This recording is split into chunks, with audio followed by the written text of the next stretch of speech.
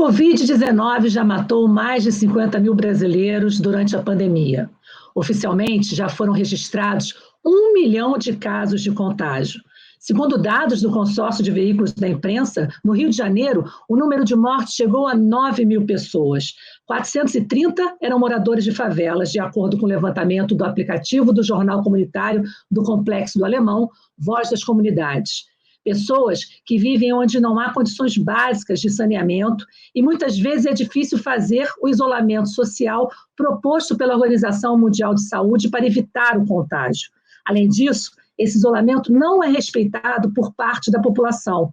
No início de junho, o ministro do STF, Edson Fachin, proibiu operações policiais em favelas durante a pandemia, a não ser em casos excepcionais. Apesar disso, elas continuam a ser realizadas e contribuem para aumentar o índice de mortes. Até maio, 5 jovens foram assassinados em operações policiais em favelas no Rio.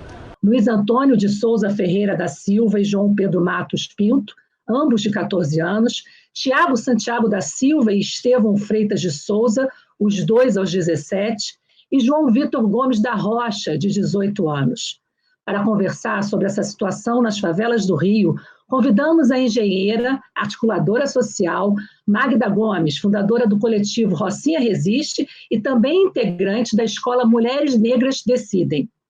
A jornalista e mestre em Educação, Cultura, Comunicação e Periferias Urbanas, e integrante também do Fórum de Juventudes do Rio de Janeiro, apoiado pelo Fundo Brasil de Direitos Humanos, Gisele Martins, da Frente de Mobilização da Maré e do movimento Favelas na Luta.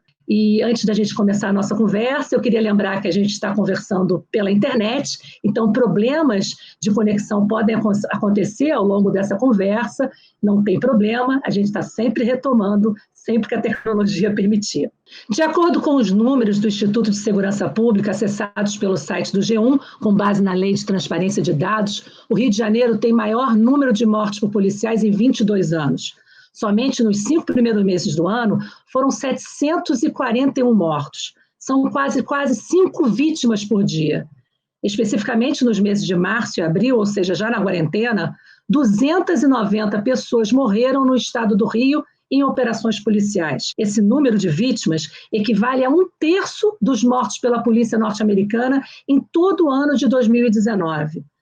Magda, como a violência do Estado impede ou dificulta uma relação de confiança entre moradores e polícia? Bom dia, né? Um prazer estar aqui com todas vocês.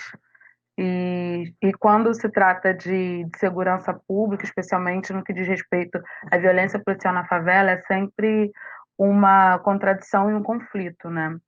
Sempre que eu vou pensar sobre esse tema, eu sempre penso sobre como o Estado se faz presente nesses territórios. Eu acho que a principal entrada do Estado em relação, a principal resposta do Estado no que tange à política pública é sobre a opressão policial, é sobre a violência. Então, pensar sobre violência é um exercício, à medida que eu vou conversando, eu vou abrindo, porque é um lugar que perpassa pelo medo, perpassa pela insegurança, porque em tempos que estamos, discorrer sobre isso, vivendo dentro do território, requer muito cuidado e muita sutileza, porque realmente é um tema que mexe muito, especialmente comigo, e é um tema mais que urgente, né? É necessário falar sobre por que os dados, e não só os dados, mas o cotidiano mostram quem são esses corpos, quem são essas pessoas e qual é o projeto que se tem por trás dessa violência e de todo esse sistema que acontece especialmente dentro das favelas e nos ambientes periféricos. Eu acho que tem um pouco a ver com isso mesmo. Em novembro do ano passado, durante uma audiência pública no Senado, o governador do estado do Rio de Janeiro, Wilson Witzel, afirmou que as mortes pela polícia são como um efeito colateral da política de combate adotada pela gestão dele.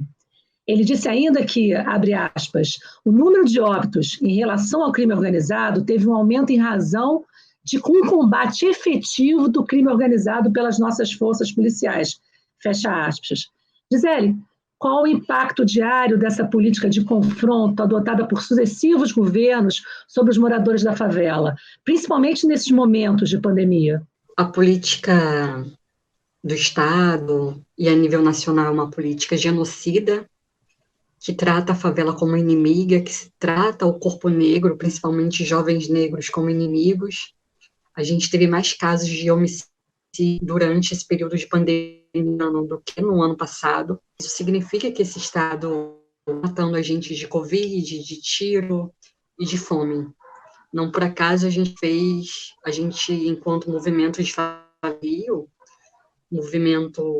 movimentos Favelas na Luta, organizamos 2 atos para denunciar não só o aumento no número de infectados e mortos dentro das favelas, não só denunciando a fome que tem aumentado por conta do desemprego, porque muitas famílias também não têm acesso à situação, não tem documento, não tem e não tem interesse do governo também em fazer com que os moradores tenham direitos, inclusive, a uma identidade, a um CPF, mas denunciando também essa violência de Estado, que é uma violência que entra governo, sai governo, está praticando a militarização da vida, tem gasto mais dinheiro com materiais bélicos, caveirão terreno, do que com direitos básicos, inclusive de saneamento básico.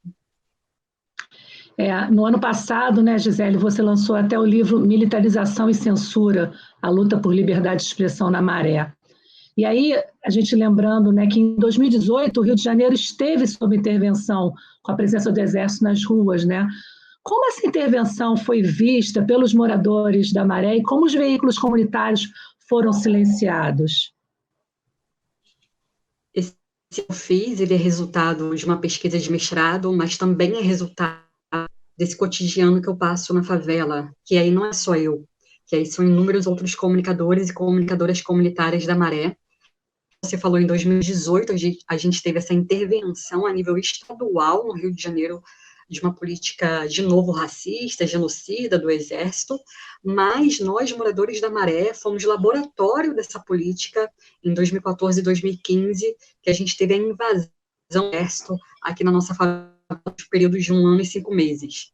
E aí, de novo, vindo a pergunta inicial sobre essa política do Estado, que é uma política de polícia e não de direitos. Na Maré, em 2014 e 2015, a gente teve um soldado para cada 55 moradores.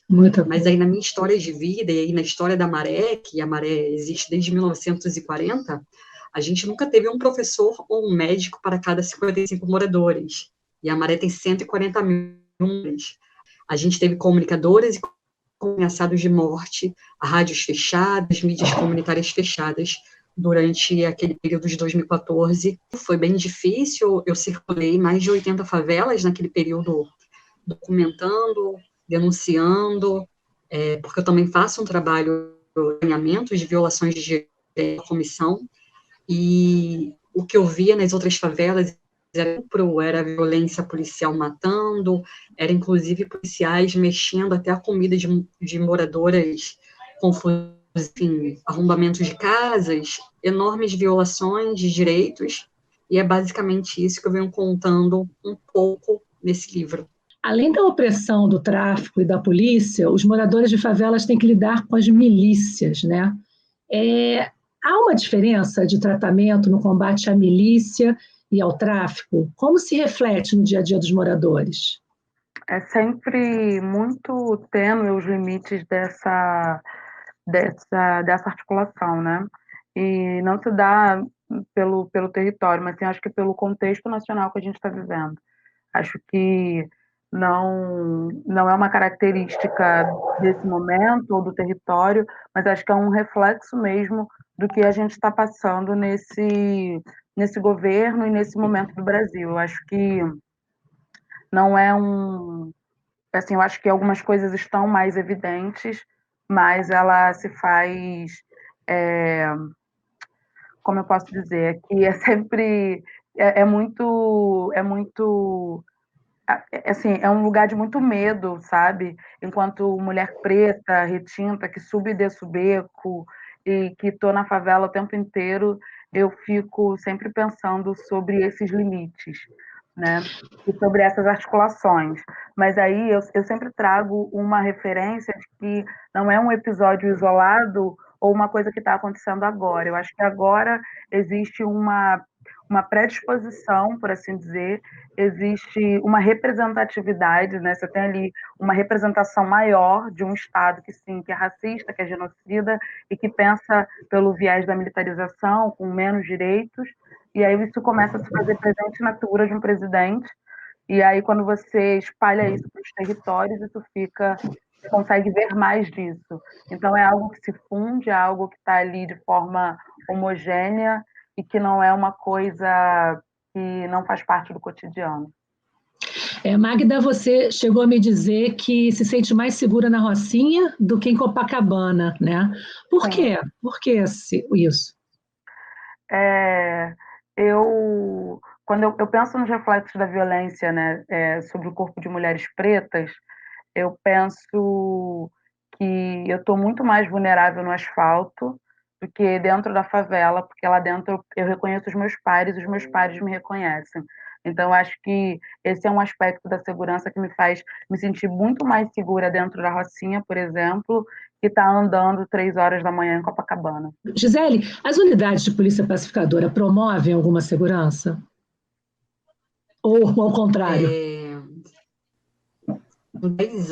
Um pouco mais de 10 anos que as unidades de polícia pacificadora entraram nas favelas, uma política também de militarizar esses espaços, e aí militarizar a vida, né, como um todo, no lugar de ter policiais nas escolas das favelas, aliás, professores nas escolas da favela ter policiais, fazendo aulas de música, substituindo a vida, né, da educação, da pedagogia, policiais ali no controle cotidiano daquele local. A gente pergunta, né, por que na favela precisa ter polícia?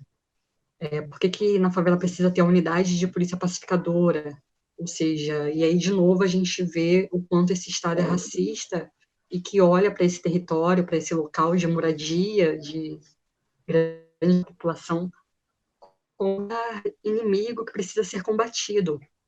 E aí vê o quanto eles estigmatizam a gente, né? O quanto eles olham a gente como inimigo e querem combater a gente matando a gente, falando, militarizando. As unidades de polícia pacificadora fecharam inúmeras rádios comunitárias. Isso ocorreu no Santa Marta, lá por volta de 2008, por aí, 2010. E isso ocorreu também em outras favelas, ou seja, locais que são de urgência. Eles acabam fechando aos poucos, porque eles também viam que esses locais, estrategicamente, eram locais de grito contra aquela política, contra aquela polícia, mas contra aquela política que é de favelada. Então, nesses locais, os moradores sofriam com aquela presença, sofrem ainda hoje com aquela presença armada. No Alemão, construíram torres de controle para controlar o cotidiano, a vida desses moradores. Isso é um apartheid carioca. Quase a gente não ouve essa palavra sendo colocada. Como construir uma torre de controle para ficar de vigilância na vida cotidiana de moradores de favela. Ou seja, é de novo querer controlar a gente de todas as formas, né? A professora da Escola de Serviço Social da Universidade de Chicago, nos Estados Unidos, a dominicana Yanilda Maria Gonzalez, ela afirma que os assassinatos de João Pedro, adolescente negro de 14 anos que vivia no Rio de Janeiro, e de George Floyd, norte-americano negro de 46 anos, se conectam, né? É um pouco do que a gente começou a falar com relação à questão racista, né? Segundo ela, nos Estados Unidos, as pessoas negras representam 13% da população e 25% das vítimas assassinadas pela polícia. No Brasil, as pessoas negras são mais da metade da população e 75% das vítimas. No Rio, o índice ainda é um pouco maior. Ainda segundo o Instituto de Segurança Pública, em 2019, os pretos e pardos representavam 78% dos mortos por intervenção policial no Rio de Janeiro. Magda, você concorda com a professora Yanilda? Existe racismo por trás dessas mortes? Sim, sem sombra de dúvidas. Existe racismo não só por trás da morte, mas da constituição desse país, né? Então, tudo que perpassa esse país em relação a políticas públicas, a estrutura, tem relação direta ligada com o racismo, né? Os corpos pretos que morrem, os corpos pretos que são impedidos de prosperar, são os corpos pretos. Então, não tem outra justificativa, não tem outra intenção que não seja banir, aniquilar, que não seja, né, por entrelace do racismo. Como é que se dá o trabalho do Mulheres Negras Decidem, no qual você faz parte? Mulheres Negras Decidem é uma escola de formação política para mulheres pretas, né? E a gente começa a pensar num processo de redemocratização, propondo uma política que seja antirracista, pensar num processo de repensar a democracia desse país a partir da perspectiva de mulheres pretas. Então, eu acho que a gente só vai conseguir dar passos largos à medida em que a gente entender e prosperar no que diz respeito ao pensamento antirracista e começar a colocar o racismo no centro, né? O debate do racismo no centro, e não como algo secundário ou como algo tratado como algo que deve ser representativo e não apenas como algo que de fato tem que ser a estrutura, a espinha dorsal do movimento democrático desse país. Senão eu não consigo ver uma outra alternativa, não consigo imaginar, né, vislumbrar um cenário político, um imaginário social que não reproduza o que a gente vem vivendo desde que Brasil é Brasil. Então, acho que a gente só vai conseguir virar essa chave à medida em que mulheres pretas estiverem em espaços de poder, estiverem formulando políticas públicas, estiverem à frente de cargos que são de excelência. Eu fico, acho que um dos meus maiores sonhos, assim, dos meus anseios, é encontrar uma presidenta preta. Eu acredito que a gente vai começar a mexer de fato nas estruturas desse país. É verdade. Uma cartografia social da Covid-19, realizada pelo Observatório de Favelas, identificou que a progressão do contágio da doença acompanha as desigualdades sociais. O painel de atualização do coronavírus das favelas do Rio de Janeiro, do jornal Voz das Comunidades, aponta que a Maré é a favela com o maior número de casos. Dia 21 de junho, eram 294 casos notificados e 75 mortes. Gisele, como superar a pandemia em um complexo de favelas, como você bem disse, com 140 mil habitantes, sem o apoio do Estado? A comunicação comunitária, nessa hora, é fundamental? A comunitária ela tem sido fundamental desde o início da pandemia aqui no Rio, no Brasil. Quando a gente viu ali o noticiário das mídias comerciais e viu que a gente não estava representado dentro daquela comunicação, representado porque como pedir para os moradores lavarem as mãos a cada 2 horas se a gente não tem água? Como a gente deve evitar aglomeração se nossas casas já são cheias de pessoas? Então, a gente, enquanto eu sou jornalista, comunicadora comunitária, logo me reuni com outros moradores aqui da Maré para a gente pensar uma comunicação que contemplasse as recomendações da Organização Mundial da Saúde, da Fiocruz, mas que contemplasse também a nossa realidade dentro das favelas do Rio. Então, a gente tem carros de som, a gente tem... E aí, de novo, pensando uma comunicação que contemplasse uma comunicação em diferentes ferramentas de comunicação, porque também não é todo mundo que tem energia, não é todo mundo que tem televisão, não é todo internet. Na internet, por exemplo, toda hora. Então, a gente pensou em várias ferramentas como carro de som, faixas, cartazes, artes de rua nos muros da favela, enfim, podcast, e aí pegando as diferentes ferramentas de comunicação e também trazendo a mensagem das recomendações, os sintomas, hospitais de referência, mas também falando ali sobre a questão da solidariedade. Quem tem água divide com quem não tem água divide com quem tem, enfim, deu para entender. Quem tem comida divide, quem não tem comida peça. Então, a nossa mensagem é trazendo todas essas recomendações, e aí tem um estudo por trás, tem uma pesquisa por trás, porque a gente não pode aquilo que é recomendação da OMS, mas a gente vem ali trabalhando localmente, porque historicamente a gente não tem esses direitos como água, nossas casas não são arejadas. É milagre quando a gente tem uma janela como essa, que deixa o ar circular. Mas, além disso, são comunicadores que estão fazendo esse trabalho de comunicação na favela, mas estão dando ao poder público o direito à água. E aí a gente liga para lá, a gente entra em contato com os assessores, com parlamentares, também cobrando. É um trabalho local, é um trabalho de solicitação e de cobrança de políticas públicas, pensando e cobrando a eles direitos, mas também um trabalho de assessoria de imprensa. Por quê? Porque tudo que a gente está fazendo é um trabalho autogestionado, autônomo, e a gente não tem dinheiro, então a gente vem aí fazendo um trabalho para a gente divulgar o que a gente vem fazendo na favela, porque essas campanhas não são campanhas baratas, né? Elas são muito caras. Cabaré tem 16 favelas.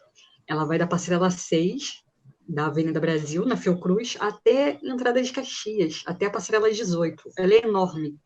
Então, a gente aluga 2 carros de som e aluga uma bicicleta para passar nos becos com o nosso tocando nisso. São gastos enormes e não é uma campanha, não tem dinheiro para isso, né? Enfim, e esses mesmos comunicadores também têm feito trabalho de solidariedade, tentando cestas básicas, kits de higiene, álcool, máscaras, porque uma máscara custa R$ 5, R$ 3, e nossas famílias são grandes, e aí não tem dinheiro para comida, vai ter dinheiro para comprar máscara. Então, e aí, além disso, né, as pessoas na favela têm morrido de Covid, de tiro. Além de a gente fazer vaquinha para tudo isso, a gente ainda tem feito para enterrar os nossos. E é uma situação muito complexa. O governo não tem atuado na favela, nunca atuou, mas nesse momento ela vem aumentando. Uma política racista que está abandonando a gente, está deixando mesmo a gente morrer. E se não fosse esses trabalhos de solidariedade e de políticas públicas, porque o que a gente vem fazendo é política, e aí falam, um trabalhinho de solidariedade que a gente vem fazendo na favela. A favela é uma política autogestionada racista, porque a nossa comunicação é antirracista, a gente está levando ali uma mensagem também de comunhão, de trabalho mútuo. Se não tivesse sendo feito esse trabalho, eu tenho certeza que os números na favela da Maré, na que eu moro, teria sido muito maior. A gente vai voltar a falar um pouco dessas ações, né, que estão sendo realizadas, mas antes eu queria chamar a atenção de um estudo que Magda também participou, da entrega desse documento, que é em maio deste ano, pesquisadores da PUC do Rio, o FRJ e o ERJ, lideranças comunitárias da Maré, Complexo do Alemão, Rocinha, Cidade de Deus e Santa Marta, em parceria com a Fiocruz, entregaram às autoridades de saúde do Estado, do município do Rio de Janeiro, um plano de ações para enfrentamento da Covid-19 nas favelas. Magda, quais os principais pontos desse plano e o que foi feito até agora? O plano de favelas, a gente começa a discutir sobre o que mais preocupava naquele momento, que era sobre, especialmente na Rocinha, que não tinha teste, né? As pessoas estavam superlotando as unidades básicas de saúde, então a gente começa a entender que isso era um problema e alguma coisa precisava ser feita. E a gente começa, o Rocinha Resiste, a conversar com instituições, com a PUC, com a Fiocruz, para pensar num modelo que fosse não só para a Rocinha, mas que servisse para todas as favelas do Rio de Janeiro, especialmente, né, a princípio. Então, a gente pensa, na medida em que a gente tem diversas reuniões, né, com lideranças e articuladores de dessas favelas citadas, a gente chegou à conclusão que o plano precisava partir de 3 dimensões, né, o que dizer respeito ao isolamento social, né, como tratar sobre isso na favela, dado que as condições que o Estado apresentava, elas não são suficientes e elas não eram atendidas, como, por exemplo, na Rocinha, o que se tinha de alternativa eram que as pessoas fossem para a Barra da Tijuca, né? E aí você tinha diversas questões, inclusive sobre a própria narrativa, sobre a interpretação do que seria esse hotel. E então a gente pensou em isolamento social, num centro de apoio social, e de teste, né? Pensar em como para essas pessoas terem ali os seus testes e saber se elas estão ou não com o coronavírus. Porque, por exemplo, um dos dramas que eu vivi na minha casa foi o fato da minha tia que faleceu de Covid, que a gente só foi saber 2 meses depois, no início ter tido como laudo foi parada cardíaca e acompanhando ela durante o processo, o médico dizia que era uma crise de ansiedade.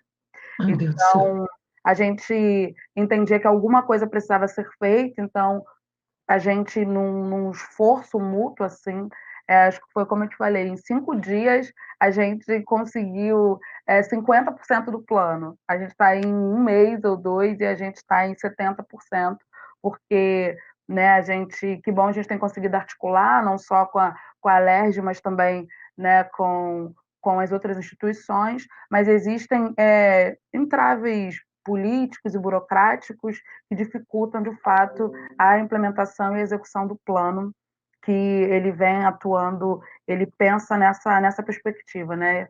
Trabalhar o isolamento social, pensar em diagnóstico e também apoio social. Gisele, você quer complementar alguma coisa, avaliar se essas ações são suficientes? Assim, quando você pensa num território como a própria Rocinha, a própria Maré, essas ligações elas vão ser suficientes? Ou é um primeiro passo? Então, o governo, são 120 anos de favelas, 120 anos que eles nunca olharam para a gente com garantidos. E aí é preciso pegar esse histórico. De novo, dizer que é uma cidade dividida. Quem tem direito é quem mora no asfalto. Aliás, eles acham que tem direito, né? Porque eles consomem aquilo que eles chamam de direito. Consomem a saúde, a educação. Eles acham, eu pago meus impostos, tenho direitos. E eles estão pagando, né? Mal sabem eles que não têm direitos. Mas a ignorância leva isso a eles, né? A gente, historicamente, não tem direitos, não tem energia, não tem net, não tem casa. A favela não tem... Nós, moradores de favelas, não temos casa. É isso, né? País democrático. E aí, num momento como esse, como a gente já falou, a Magda também, a desigualdade ela tem aumentado. A gente, há um empobrecimento, e aí empobrecimento, né? A gente não nasceu pobre porque quis, eles empobrecem a gente para a gente continuar controlado pelo empreguinho, pelo trabalhinho, pela pública, pela falta de direitos como educação, controlam a gente de todas as formas, e eles não nos oferecem direitos, e num momento como esse tudo explode, né? Tudo aparece mais, porque de fato a galera, a nossa, tem morrido muito, num número muito gigantesco. As fotos, elas aparecem nesse momento, e o que a gente vê ainda nesse momento são promessas, tanto a nível municipal, estadual, nacional. É preciso que eles coloquem em prática, né? Semana passada nasceu o comitê da Câmara dos Vereadores com uma nota. Eu quero ver para além de uma nota, eu quero prática, porque a gente, por exemplo, quando morre com Covid ou com outras doenças, como a Magda falou, que são doenças consequência aí do Covid, né? Porque as pessoas têm morrido infartando, enfim, com outras coisas, mas por conta do Covid. E morre em casa, porque não conseguem vaga nos hospitais, morre em casa, a Defesa Civil passa dias para vir buscar. E imagina o estresse psicológico dos moradores de casas, né? 3 dias com alguém morto sem vida dentro de casa. E a desculpa é que não tem carro suficiente. Não tem carro suficiente, compra mais carro. A gente está numa pandemia. E aí, há 4 meses eu ouço isso. Ah, não tem carro. Ah, não tem carro? Compra mais carro.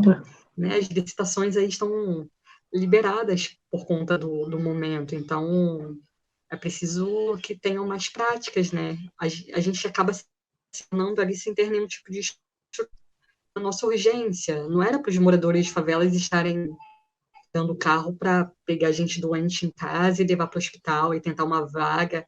E aí é muito bizarro, porque tudo nosso é no... E aí a gente tem que gritar, a gente tem que protestar, a gente tem que denunciar.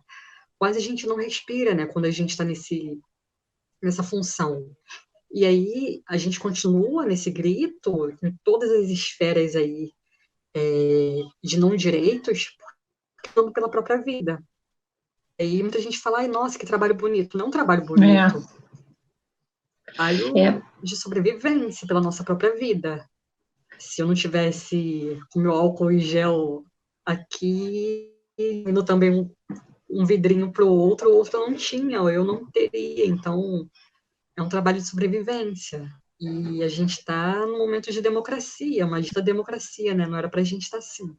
Sim, uma coisa que, complementando a Gisele, uma coisa que a gente percebe aqui é tipo, essa romantização desse movimento que eu estou desde o dia 15 de março trabalhando todos os dias, indo para a rua todos os dias para garantir que as cestas básicas cheguem, para fomentar políticas, para ligar para a SEDAI e ficar fiscalizando, não pode faltar água na Rocinha, porque já tem um histórico, né? A Rocinha a Rocinha luta por saneamento básico desde 1940, então, enfim, você já tem, a Rocinha, a gente está falando de um território com mais de 100 mil habitantes, então, todos os dias eu tenho que ir para a rua, ver se a bomba está funcionando, ir no posto de saúde, sobe e desce, ver se a cesta básica vai chegar, se vão chegar máscaras, se vão chegar álcool. O que eu queria nesse momento era fazer minha quarentena, estar, como a minha prima costuma dizer, de boa em casa, mas se a gente não fizer alguma coisa, a favela vai morrer mais do que morre, né? Porque você já tem a morte da psique, de viver ali naquele estado de miséria, de extrema vulnerabilidade social, e aí a gente ainda tem que lidar com a proximidade da morte física. Então, é muito pesado e muito cansativo, né? Nada legal, todas essas coisas que a gente está fazendo. Eu acho que o Estado tem que parar de terceirizar e romantizar essas ações solidárias, que sim, elas são importantes, elas são necessárias, se a gente for colocar em números, se não fossem esses movimentos, se não fossem atividades como a Rocinha Resiste, como Maré, como Jaca contra a Corona e tantas outras favelas que estão ali na linha de frente trabalhando, estaria muito pior. Mas não deveria ser assim. Eu ia exatamente falar sobre essas questões dessas ações, né? E é importante a gente pensar, né, do quanto é usado isso, né? Romanceado. É claro que existe uma valorização. Eu queria ouvir de vocês um pouco se nesse momento, né? Se essas ações elas acabam reforçando esse pertencimento dos que participam ao território que vivem, né? Se é diferente, se você consegue ver aí, sim, um real espírito comunitário nesse momento, né? Porque você não vê esse tipo de ação, de repente, no asfalto acontecer, né? E vocês não têm o privilégio de fazer uma quarentena, por exemplo, né? Isso reforça esse pertencimento nesse território? Aí, quem quiser responder primeiro, gostaria de ouvir as duas. Reforça esse pertencimento a partir do momento que a gente se enxerga enquanto favela, comunidade, povos nas suas diferentes identidades, e estão dentro desse local, nós sabemos que o Estado não garante direitos. Vemos disso, sempre coloca estereótipos, essa população é burra, não cobra seus direitos, pelo contrário, a gente tem muita inteligência, sabe muito bem que a cidade é dividida, a gente sabe muito bem para que a polícia serve, para que a mídia serve, a gente sabe muito bem a quem serve os determinados tipos de direitos. E num momento como esse, de novo, né, a gente está lutando pela vida. Se não estivesse fazendo isso, a gente por nós mesmos também, né, pela nossa família, pelos nossos vizinhos. Um trabalho como esse é extremamente importante, porque é isso, a gente está, de novo, salvando a nossa vida. Assim como quando é uma operação policial, é também o momento do Covid. Óbvio que os desafios, eles só aumentam, né? Eles só aumentam porque tem os riscos, a gente, além de estar lidando com equipamentos, compras de equipamentos ou pedidos de equipamentos, não equipamentos de comunicação, alugar carro para distribuir cesta, conseguir cesta, enfim. Para além disso, ainda tem os riscos contínuos de quem está na rua todos os dias, levando uma cesta ou trabalhando essa comunicação comunitária ou indo nos postos levar máscaras, nas clínicas da família levar máscaras, porque também falta direito ali, né?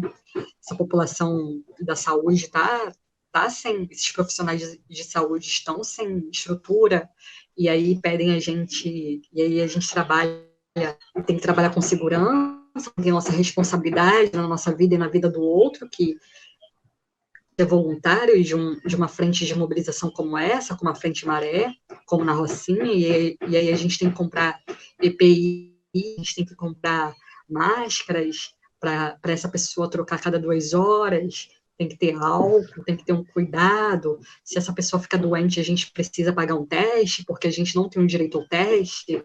Enfim, é todo um trabalho gigantesco para além da função comunitário, né?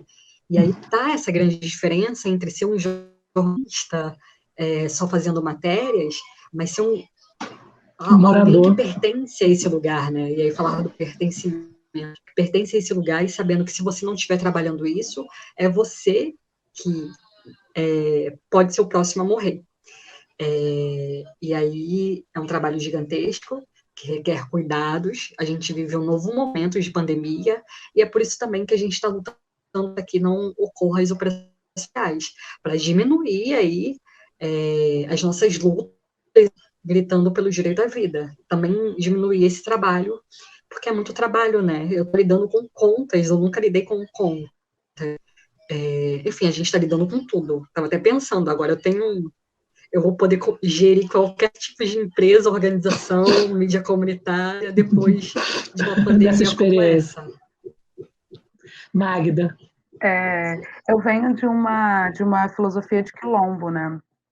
Eu tenho uma percepção e um cuidado de que eu sou por nós e nós para nós, assim. Então, não fazia sentido para mim.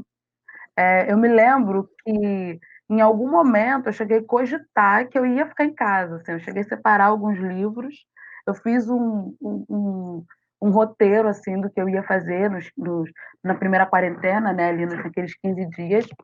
E aí, no meu terceiro dia, eu comecei a pensar o que eu estou fazendo dentro da minha casa. Comecei a olhar para aquelas paredes e comecei a pensar o que está acontecendo lá fora? Coloquei uma máscara.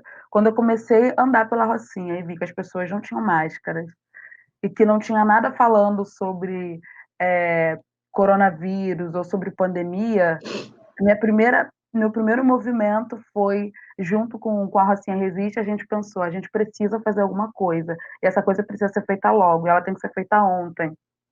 Então, esse sentimento de cuidar de nós, para nós e por nós, ela é uma coisa que ela começou muito dentro da minha casa, assim, tudo que era meu sempre foi dos meus primos, tudo que era dos meus primos e meu também foram dos meus vizinhos. Então não fazia sentido naquele momento eu me sentir segura, protegida e bem informada se eu não percebesse que o meu entorno também não estava assim. E aí a gente também está falando de novo de um lugar como a Rocinha, né, com a magnitude, com a expansão populacional e geográfica que tem, e que essa densidade toda não é fácil, né? E aí, compartilhando, eu sou gestora de projetos e também engenheira, e aí pensando com a Gisele, hoje eu falo, gente, eu acho que eu acho que vou ser diretora de uma multinacional, porque em 15 dias, assim, eu tive que aprender, usar todas essas tecnologias, e mexe aqui, mexe ali, pensa numa logística de distribuição, e voluntários, e segurança, e fortalecimento das unidades básicas de saúde, e articulação interna, articulação externa, e tudo isso eu acho que se dá pelo movimento de pertencer e de cuidado, né? Eu acho que o que perpassa por todas essas ações é o sentimento de não só pertencer, fazer parte daquele ambiente como uma coisa sua que você cuida, e também para o outro, porque para além da gente cuidar da gente, a gente também cuida do outro, e com um sentimento muito natural, que eu acho que é o que compõe também a comunidade, a favela, como algo junto, como algo compartilhado. Eu acho que é muito daquele sentimento de, faltou um açúcar aqui, tudo bem, eu grito para minha vizinha. Então, acho que a partir dessa metáfora, a gente começa a pensar como que, para a gente, não fazia sentido, por exemplo, não fazer nada, né? A gente tinha que fazer alguma coisa. Muito perfeito, E isso gente. tudo sem dinheiro, né? Sem dinheiro, sem internet, Sem sem equipamento. nada, sem equipamento. A minha primeira máscara Meu foi uma celular. camisa, entendeu? Isso. Meu celular com a metade da tela rachada, mas é isso, indo e fazendo.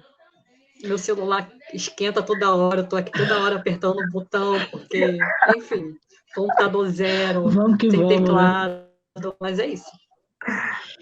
Meninas, assim, é triste, né? E é muito bom ouvir vocês falarem, né? A gente permitir uma discussão que promova alguma reflexão dos outros pares, né? Porque somos uma cidade só e essa leitura da divisão, a gente tem que trabalhar para combater, né? E isso a gente vem todos lutando e a gente sabe que é uma luta difícil. Mas para encerrar, né? Eu acho que eu vou fazer uma pergunta até também difícil, que é para vocês, né? E agora, depois da pandemia, né, passar, vocês acreditam que alguma coisa vai mudar? Olha, tem uma frase que o Emicida falou que eu achei interessante, que é sobre colocar a cenoura na panela de pressão, né? Ela vai continuar saindo de lá uma cenoura, talvez mais cozida ou não, depende do tempo. Então, isso é uma coisa, isso é um dos pontos que eu penso. Mas, assim, eu acredito muito nas reflexões assim, que as viradas de chaves trazem, né? Eu acho que esse momento que a gente começa a refletir, voltar para si, e acho que em alguns lugares, porque assim, quando eu falo para minha avó sobre tudo isso que está acontecendo, e aí como eu tinha falado com a Lília, minha avó, minha mãe e minha tia são as minhas maiores referências de reflexão. Tudo que eu entendo de universidade, eu entendo delas como principais referências também. E outro dia conversando com a minha avó, vó, tem alguma conversando com a minha avó, a minha avó disse o seguinte para mim, eu falei, vó, o que a senhora acha que vai acontecer amanhã? Ela falou assim, minha filha, o que vai acontecer amanhã é a passagem ficar mais cara, o arroz ficar mais caro e eu ficar com um pouco mais de saudade.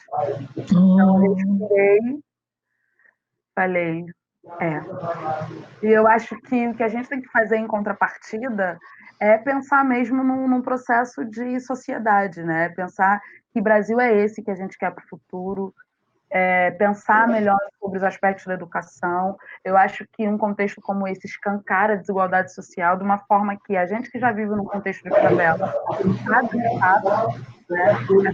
A gente sabe notar quais são as dificuldades que a gente enfrenta nesse contexto. Então, eu acho que nesse momento que essas barreiras, por assim dizer, essas fronteiras que nos dividem nessa cidade que sim é partida e que tem essa linha e que essa linha é sutil, a gente começar a refletir sobre a construção da cidade que a gente quer, né? O que a gente quer para o futuro, e aí trazendo um relatório do Mulheres Negras Decidem, que a gente fez uma pesquisa pelo Brasil inteiro, onde mulheres pretas respondem para onde vamos, depois desse contexto. Então, convido todos a baixarem o relatório do Mulheres Negras Decidem, uma perspectiva de um projeto de cidade, de sociedade, de uma democracia antirracista pós todo esse período. Eu não vou dar nenhum spoiler, depois vocês me contam. Gisele. A gente está tendo tanto trabalho, sem dormir, sem equipamento, lidando com as mortes, as variadas mortes, problemas psicológicos, tem mensagem chegando, do remédio, gente pedindo vaquinha para enterrar os seus, pedindo documentação para ver como é que consegue um enterro gratuito, enfim, comida, e aí, né, porque na frente de mobilização da Maré, a gente consegue atender até 3.000 pessoas por mês, com cestas básicas, kits de higiene. E aí o governo coloca a gente numa situação muito ruim, né? Porque a gente está tendo que escolher quem vai ganhar comida. Isso é muito bizarro. Isso é desumano, quando a gente tem que ver ali os mais vulneráveis para receber comida numa favela de 140 mil moradores. E aí são todos os trabalhos que eu falo, meu Deus, depois disso eu só quero a revolução. Eu só quero uma mundial. Porque o pouco que temos não basta mais. Então, eu tenho certeza que minha militância vai ser uma militância Mais forte. diferente, como disse a Magda, porque ela vai ser mais direta, ela vai ser mais direcionada, sempre foi direcionada a pauta dela, mas sempre estive em muitas universidades, falando de favela, falando de racista, falando de comunicação comunitária, em muitas organizações de direitos humanos que tocam nossa pauta. É nossa pauta, mas eu estava lá para estar na mesa de debate, ou falando, ajudando no relatório deles, que é a minha pauta, mas agora eu quero construir o meu relatório sobre a minha pauta, eu quero estar me organizando com a minha pauta, eu quero estar tendo ferramentas para a minha pauta com os meus e as minhas, e não mais correndo aí o Rio de Janeiro e o Brasil inteiro, e até o mundo aí, atrás de pautas que são minhas, mas construídas pelo outro. Eu quero estar construindo cada vez mais a minha pauta. Já construo, né? Há 20 anos construo, mas agora eu quero estar mais focada nisso e me organizando mais. Não à toa a gente está formando aí um movimento Favelas na Luta, a gente está tentando recursos aí para esse movimento, porque todos comunicadores comunitários e sem dinheiro, sem o celular, pode, sem internet, sem nada. E aí é a solidariedade que nos mantém, mas eu passar esse ponto, historicamente, é a solidariedade que nos mantém, e tem que ser sempre. A gente não quer uma sociedade individualista, a gente quer uma outra sociedade com apoio mútuo, com aquele sentido que a gente tem dos nossos quilombos, né, que é a nossa favela, apoio ao trabalho cada vez mais, porque a gente sobrevive assim, a gente vem dessa história, a gente quis, mas eu quero estar cada vez mais construindo o que é nosso. É isso, muito aí, por estar junto com vocês aí, aprendendo. Eu queria agradecer muito, foi assim muito bacana e queria mais uma vez disponibilizar assim de que forma que a gente lá da PUC Rio, do Comunicar, da comunicação comunitária do Comunicar, de que forma que a gente pode criar mais laços além dos que a gente já tem e estar reforçando esse debate, especialmente a partir desse pertencimento de cada um de vocês, respeitando esse lugar de fala de cada um e, mas de alguma maneira, gerando conhecimento e contribuindo para essa ampliação dessa reflexão. Então, se vocês quiserem colocar alguma coisa, qualquer endereço que seja de informações que as pessoas possam conseguir, como que as pessoas podem contribuir, eu queria encerrar com vocês deixando essa mensagem e até a próxima, né? Muito obrigada mesmo. Bom, aqui, obrigada, agradecer a Gisele, agradecer a professora Lilian e a toda a galera que está aí envolvida organizando esse encontro. Eu fico, de novo, muito feliz em poder me conectar com vocês, mulheres potentes, assim, eu acho que o que a gente consegue ampliar de rede, o que a gente consegue se suportar no sentido, né, de uma da estrutura para outra e se conectar, eu acho que é a chave. Eu acho que também uma outra coisa que traz nesse momento é sobre dividir com o outro, né? Sobre como que quanto mais você se desprende do ego, mais você consegue prosperar e dividir. E ter um espaço como esse é um sinal disso. Então, eu sou uma das coordenadoras do coletivo A Rocinha Resiste.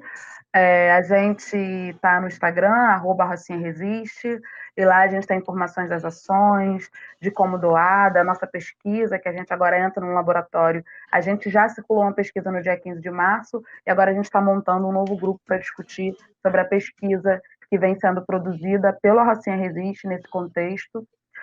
Também sou coordenadora, uma das articuladoras do movimento Mulheres Negras Decidem, para a gente discutir e fomentar políticas públicas numa perspectiva de mulheres pretas, pensando sempre no movimento antirracista. De novo, agradecer, muito obrigada, e é isso. Até a próxima. Até a próxima. Agradecer por estar aqui com vocês, foi bem bacana. Muito bom se conectar também à Rocinha, sempre é um exemplo de luta.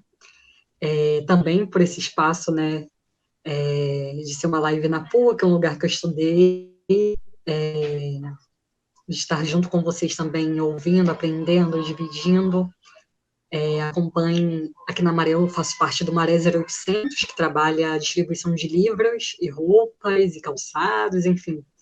E aí sempre falam que a gente não vê, mas a cada atividade na rua, o que acaba mais rápido são os livros, né? E aí é um dado que eu sempre gosto de falar. É bom. Porque as pessoas acham que a gente não gosta de ler, na verdade, o que a gente não tem acesso ao livro, né? Estou vendendo o livro, o meu livro, mas eu concordo que livro é caro. Passando a pandemia, eu vou fazer o lançamento da segunda edição desse livro que eu fiz. Faço parte, e o Maré 0800 também foi dos grupos que construíram a frente de mobilização da Maré, esse grupo que atua há 4 meses aí, em relação ao não aumento, né, do Covid-19. Hoje reúne mais de 20 coletivos da nossa favela, de comunicação, de educação popular, de memória, de saúde, assistente social, de psicologia, que vem tentando recurso aí, a gente está tentando recurso de todo mundo. A gente criou uma que se chama frentemaré.com, então cliquem lá na nossa página, no nosso site, a gente tem mídias no Instagram, no Twitter, no Facebook também. Temos o número de Zap, que também está lá no frentemaré.com. Tem as formas de doação, temos uma conta jurídica, que é do SEASME, uma conta física, que é a minha. Tudo isso a gente está aprendendo. E apoiem lá essa comunicação comunitária, apoiem as comunicações comunitárias que estão, neste momento, fazendo trabalhos gigantescos e que estão, de verdade, salvando vidas, nossas próprias vidas. E, mais uma vez, obrigada por estar aqui com vocês e falar a famosa frase que eu sempre falo: vive e resiste. Sempre. Tchau, gente. Obrigada.